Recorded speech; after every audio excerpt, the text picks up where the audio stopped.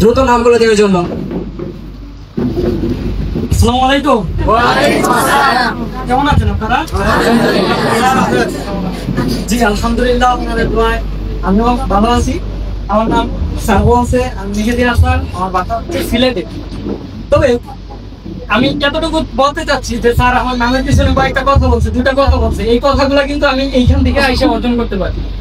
যেমন আমি যদি আমার জার্নিটাকে বলি, আমি জীবনের প্রথম এটিএম প্ল্যাটফর্মের একটা চিন্তা ভাবনা করতেছিলাম যে এখানে যারা আসতেছে শুধু তাদের কথাই বলতেছে, উনারাই বলতেছে এটা করছে ওইটা করছে। আমিও আজকের দিনে যখন আমার নামটা বলতেছে তখন আমি বলি আজকেও তো আমার মতো অনেক ভাইয়েরা আছে পিছনে বসে রয়েছে।